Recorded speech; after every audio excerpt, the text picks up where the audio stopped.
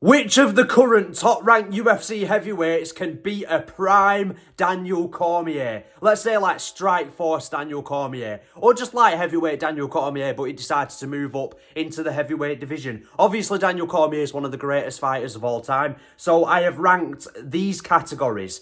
Beats DC, meaning I think they have a higher chance of beating Daniel Cormier than Daniel Cormier beating them. High chance. It's more closer to 50-50, but I would wager Daniel Cormier would slightly edge it. Can compete means they can compete with Daniel Cormier. They can give him some trouble. And Shamil Gaziev, but ultimately Daniel Cormier will win comfortably. Shamil Gaziev means Shamil Gaziev. Pray for that man means, dear God, pray for that man. They absolutely have no chance. There is an endless stream of content I can make from these tier lists. So if you want to see a particular tier list, let me know and I'll make it. You know what I mean? Let me know in the comments and I'll make it. So without further ado, let's get straight to it. Mick Parkin. Pray for that man. We like Mick Parkin. Let's be careful what we say about Mick Parkin, just in case I ever bump into him in Manchester, Arndale, or something like that. He has a very good team around him. He trains with Tom Aspinall and a lot of high-level, considered to be high-level MMA heavyweights. So he's in a good gym. He has a good coach. Mick Parkin, I have no doubt, would try and turn up and beat Daniel Cormier. But ultimately, I don't think Mick Parkin's good enough to do it. And I think that's a pretty basic explanation for this fight. But I don't think it needs too much of one. Like, Mick Parkin's not going to deal with Daniel Cormier's takedowns. Yes, he does train with high-level MMA heavyweights. None of them have the wrestling DC has, not even Tom Aspinall. And Daniel Cormier has way too much fight IQ for someone like Mick Parkin. His dirty boxing would be a really hard thing for Mick Parkin to deal with. Mick Parkin also doesn't have like a one-punch knockout power threat, so I can bump him into can compete. And he's not Shamil Gaziev, so he can't go in Shamil Gaziev either. So I'm going to put Mick Parkin in prayer for that man. I think that's fair. No hate to Mick Parkin. We like Mick Parkin, we wish him well, but unfortunately, like, he is not competing in any world with Daniel Cormier. Curtis Blades. Sure. Curtis Blades, sure. Yeah. He ain't Shamil Gaziev. I wouldn't put him in prayer for that man. He's a level above Mick Parkin. He's going to go and can compete. Now, I think against Rizvan Kuniev, he looked washed. Like, he looked really bad against Rizvan Kuniev. And he had a lot of time to prepare for Kuniev too. But Curtis Blades is a decent wrestler. He's very good in that aspect. He is powerful. He does have a decent 1-2, which could give Daniel Cormier trouble. He is not going in high chance. Like, I'm putting Curtis Blades in can compete, but I want you all to understand that I'm not putting Curtis Blades in can compete near in high chance. He's going in can compete, borderlining on prayer for that man. Do you know what I'm trying to say? I don't know if that's going to make sense for any of you. Daniel Cormier is far superior as a fighter to Curtis Blades. He might struggle with Curtis Blades' reach at first, because Blades is going to be coming out with those straight punches, which Daniel Cormier is going to have to be slipping on the inside and on the outside of. When Curtis Blades is fresh, in the clinch, I could maybe see his physicality coming into play a little bit, but Daniel Cormier probably does get Curtis Blades on his back. He probably does control him, and he probably does beat Curtis Blades quite comfortably. I don't think that's a hot take. For me, I think that's pretty much spot on. Yeah, I think Curtis Blades will be in the low end of can compete, as in, can do something, can make some trouble for Daniel Cormier early, but no way is he going in high chance and no way is he going in beats DC. That just cannot happen, if that kind of makes sense, people. Now, moving on, we have got Waldo Cortez-Acosta. We've got Waldo Cortez-Acosta. We'll get to Rizvan Kuniev in a minute. Pray for that man. Waldo Cortez-Acosta is a weird one because he keeps winning. He's a very strange fighter because he keeps winning. He has actually got okay boxing fundamentals compared to the rest of the division. It's still not fantastic. It's still not fantastic. It's still not perfect. He does make a lot of fundamental errors. His movement is very jagged and clunky. And ultimately, he's not stopping Daniel Cormier's wrestling. Like, there's a massive difference in fight IQ. I think Waldo Cortez-Acosta's done very, very well to get to where he's got to in the heavyweight division. But ultimately, he's not going in Shamil Gaziev and he ain't going in can compete. Because he's not at the level of someone like Curtis Blades, I don't believe. And he doesn't have the wrestling base Curtis Blades has either. So I'm going to put Waldo Cortez-Acosta in prayer for that man, slightly above Mick Parkin, because he's a bit more dangerous than Mick Parkin is. Rizvan Kuniev, yes, he looked decent against Curtis Blades. Pray for that man. Now, on the regional scene, where Rizvan Kuniev was juiced to the gills, which might be a factor going in there against Curtis Blades, he had a lot of time to prepare for Curtis Blades. Probably wasn't getting tested that stringently, if that... Bear with me, I don't know English. Despite the fact that it is my native tongue, I don't know big words in English. Learning difficulties, people, so it is what it is. Rizvan Kuniev, in prayer for that man, though. He has not proven himself at the highest level compared to say he even can compete with someone like Daniel Cormier. Blades looked really bad against Kuniev. Really bad. And I think Kuniev deserved the win there. It was pretty close. And Kuniev had a lot of time to prepare for Curtis Blades, which I think helped Kuniev more than it helped Blades, because I don't think Blades had much to study on Rizvan Kuniev and how he was going to look going into his UFC debut. So it was always a bit of a banana skin type matchup for Blades. And I also think Blades looked a little bit declined. I don't think that was a prime form Curtis Blades, so we'll see how that pans out. But with Rizvan Kuniev, looks well-rounded, looks quite physical in the clinch. Actually didn't fight Curtis Blades with a bad game plan. He got the better of Blades in a lot of these exchanges. And Kuniev has shown decent takedown defence. But again, it's like, could he cope with Daniel Cormier smothering boxing? Probably not. Could he cope with the pace Daniel Cormier is going to put on him? Probably not. Like, Daniel Cormier has Olympic-level wrestling. He has very high-level wrestling. It's higher level than Curtis Blades by, like, just a level above Curtis Blades, or 2 levels above Curtis Blades, even in MMA. Daniel Cormier was just a very, very intelligent fighter. A very intelligent fighter, a suffocating fighter. And I don't think Kuniev would deal with that at all. And I'm going to put him above Waldo, because he's shown decent fight IQ against Curtis Blades. But I feel like that fight made Kuniev look better than he actually is. I just think he had a lot of time to prepare for Blades. He was a bit of an unknown quantity. No one knew how he was going to look stepping into the UFC. And also, you see a lot of these guys come off the regional scene or the contender series, and let's get this fucking advert off, and they look like killers. They look amazing. They get juiced up, and then they come in the UFC and they're a little bit flabby. They're a little bit blobby. But he had all that time to prepare for Blades. And I just think that made him look better than he actually is. And I do not see a world yet where Kuniev competes with Daniel Cormier. Shamil Gaziev. Where are we going to put Shamil Gaziev? One can only wonder. He's going to go straight into Shamil Gaziev.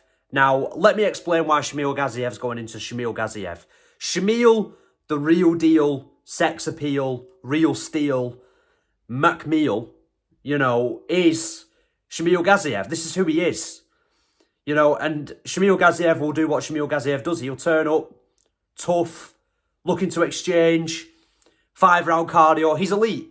He's the best of the best, Shamil Gaziev. Nobody does it like Shamil Gaziev does it. That's the word on the streets. That's not just my opinion. That's the opinion of many. So Shamil Gaziev is going to go in Shamil Gaziev. If anybody disagrees with Shamil Gaziev going in Shamil Gaziev, let me know. But ultimately, I think that's a fair ranking for Shamil Gaziev. Jailton Almeida. Interesting. I'm going to put Jailton Almeida in high-end, can compete. Ultimately, Jailton Almeida isn't a natural heavyweight. And Daniel Cormier's... A lot of his success in his career came at light heavyweight. He was never a light heavyweight. He was a heavyweight. He was a bit tubby, bless him. We like Daniel Cormier, but he was a bit tubby. A bit blown out. But he struggled with the light heavyweight cut. And I feel like he just looked so much fresher at heavyweight. If you go look at his Strikeforce days, or just the end of his career even, he still looked fantastic at heavyweight. So I think Jailton Almeida can compete is fair. Like, Almeida's very, very, very, very, very good on the ground. Very dangerous jiu-jitsu. Could he out-grapple Daniel Cormier? I don't think so. Could he give him a hard time off his back? Yeah, I don't think Daniel Cormier would submit him easily or take him down easily. But in the boxing, on the feet, Almeida's still very, very irresponsible defensively. Very clunky. Doesn't hit that hard. He's not that much of a finishing threat on the feet. He looked decent. The turnaround after the Blades fight, a fight which he was dominating up until the finish, it showed a lack of fight IQ, just letting Blades tee off on him with the hammer fists like that. But he's a very good grappler. He looked a lot better. Was it against Marcin Tybora in his most recent fight? I can't remember. I'm not in a rush to watch it again, but he looked pretty decent on the feet. Much improved with his kicks, much more improved with his boxing. But again, it's that he doesn't have the distance awareness to stop a guy like Daniel Cormier coming forward on him. Do you know what I'm trying to say? He really doesn't, in my opinion. And he's going to get suffocated by that dirty boxing. He's going to massively struggle with Daniel in the clinch. Daniel also, like, a lot of these guys are bigger than DC. Everyone was bigger than DC. You might think, like, oh, Blades with his straight punches or his good wrestling base can give Daniel Cormier trouble. You might think that because he's a lot longer. But even John Jones, somebody who's probably one of the best fighters of all time, maybe the best at using the reach, struggled to keep Daniel Cormier at distance. And yes, Daniel Cormier does follow. Yes, Daniel Cormier does make fundamental errors with his boxing. That's why he got caught by Stipe to the body in their fight.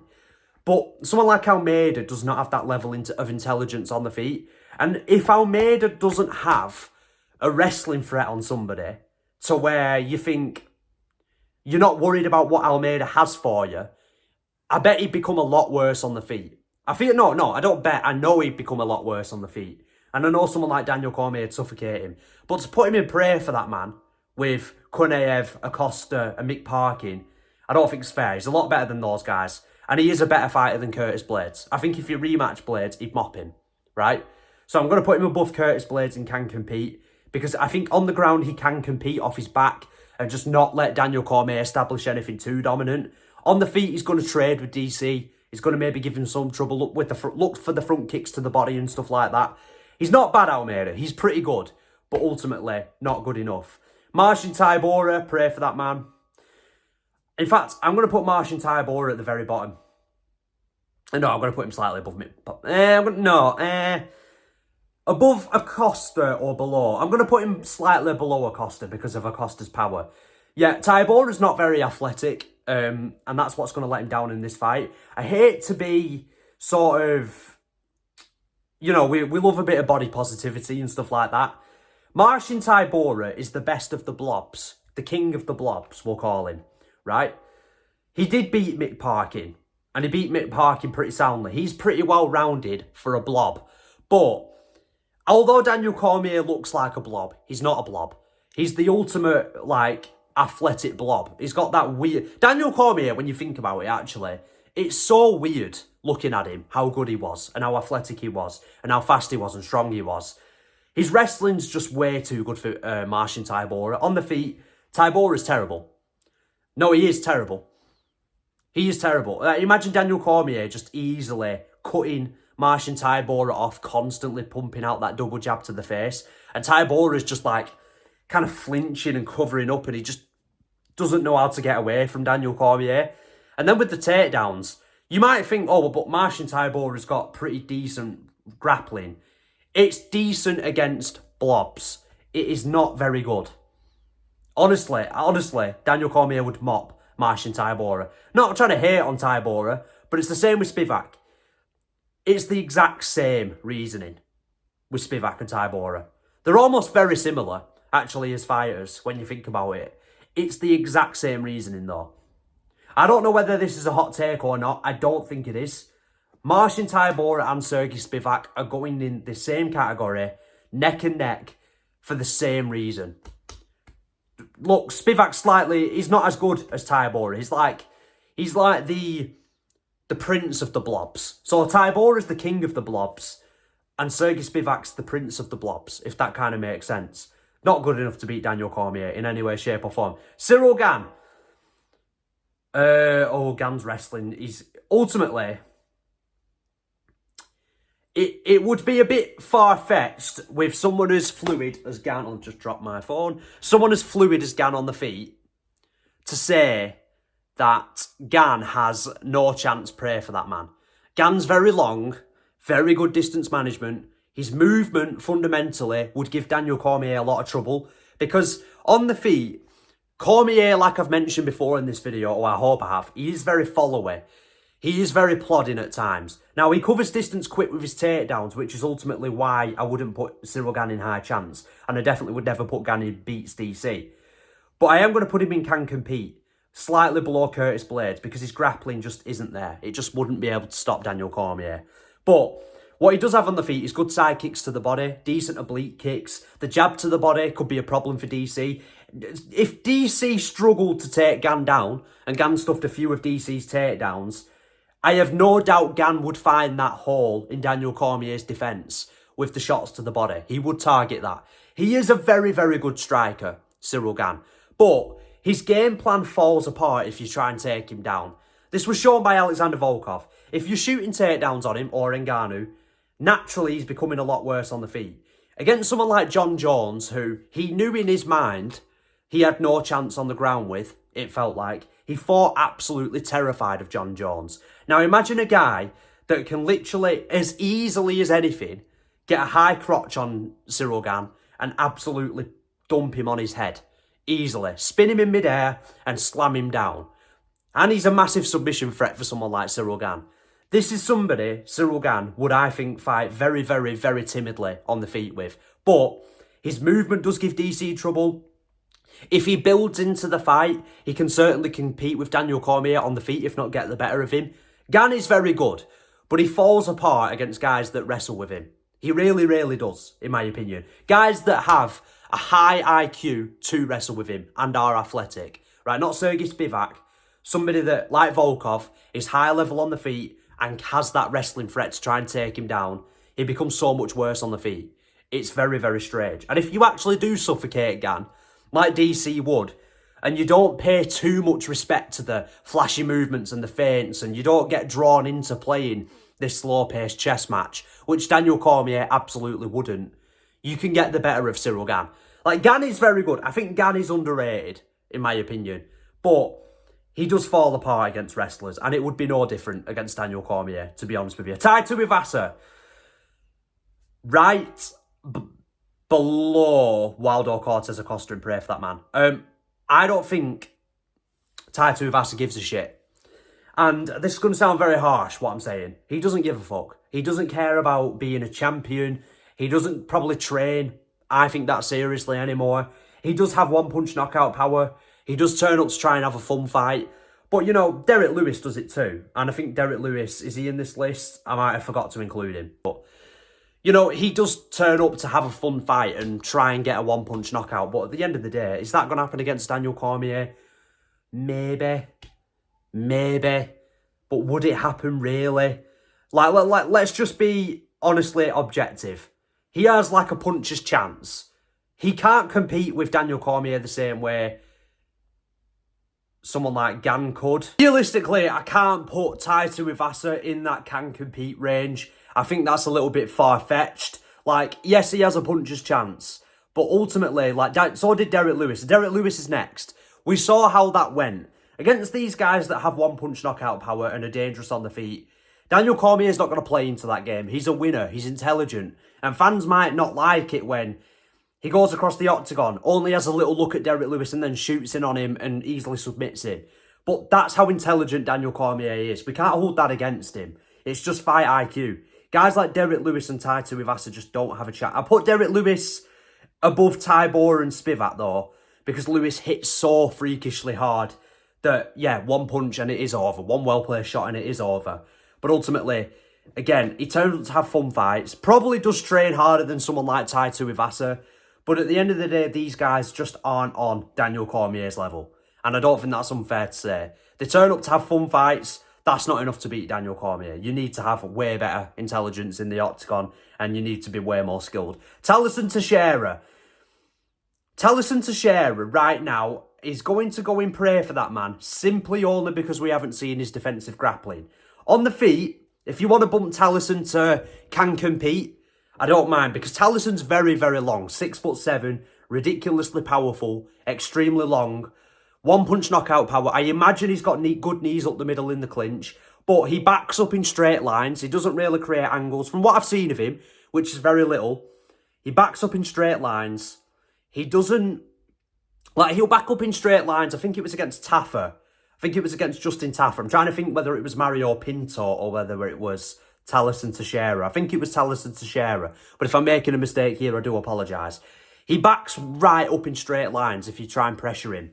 Uses his tight guard. You can feint up top and he'll get that reaction where he brings his guard right up. His hips are very exposed because he's very squared up. Yes, he's very tall, but you're exposed and flat-footed like that, Cormier's double-legging you instantly. No problem. But he has a lot of power. He's very tall, very long, very athletic, and that will bring him a lot of success in the heavyweight division. I do think Talison Terara will easily beat Derek Lewis this weekend, and I think he could potentially be a future threat in the heavyweight division. He is improving each fight too, but I haven't seen enough elite-level defensive grappling say he beats Daniel Cormier, a prime Daniel Cormier. It's a bit disrespectful to DC when Talison hasn't proven anything yet. Alexander Volkov, yep, sure. I'm going to put him in high. Do I put? No. Now hear me out. Is it possible? Volkov's very long, very tall, good teeps to the body, good body shots, good knees up the middle in the clinch, very well rounded. He's really starting to come into his own, Volkov. He got destroyed by Tom Aspinall. The thing is with Volkov, against the top guys, he's proven time and time again he isn't quite on that level, that championship level DC's on. But he got robbed against Ciryl Gane, in my opinion. I think that's the opinion of many. Some people, I'm sure, think Gane won, but I really don't think he did at all. And the thing is, I think Volkov's really hit his own now. He's really hitting a lot of momentum in his career right now. I think he looks very composed in there. He doesn't really get uncomfortable. He's really bulked out too and become very, very athletic. If you go look at the Volkov who started off his UFC career, the one that lost to Derek Lewis after dominating the whole fight, Volkov has become very filled out, very muscular. He looks physically imposing now. He looks towering. He's always been towering over his opponents, but he looked very frail. Do you know what I mean? Now he looks imposing. He looks bulky. His legs are big. He's a big dude, Alexander Volkov. And for sure, I'm very comfortable because he's so well-rounded, putting him at the top end of can compete. But ultimately, again, I do think Daniel Cormier can out-grapple Volkov. Volkov does make a lot of mistakes on the ground. Like, Gane was able to get some decent positions on him. So it's not like Volkov's elite there, but he's very well-rounded. And he has a lot of tools that could give Daniel Cormier a lot of trouble, in my opinion. But do I see Alexander Volkov beating Daniel Cormier? No. I don't see him beating Daniel Cormier. I wouldn't put it close to a 50-50 fight. I would still very much wager Daniel Cormier ahead. But I want to see Volkov get back in there because he looks really good at the moment. Like, he looks a lot better than when Tom Aspinall beat him. He looks really good at the moment. It looks like he's gaining a lot of confidence in his career. So I don't know. Maybe if Volkov keeps improving, he might get bumped up. I don't think so, though. I really don't think so. Sergey Pavlovich, he isn't a terrible fighter, is he? He's going to go in the bottom end of can compete. I'm going to put Ciryl Gane slightly above Curtis Blades, actually.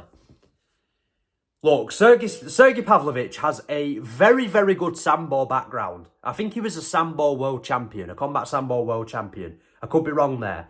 He showed very bad takedown defence earlier in his career against Alistair Overeem, and we haven't really seen it a lot since.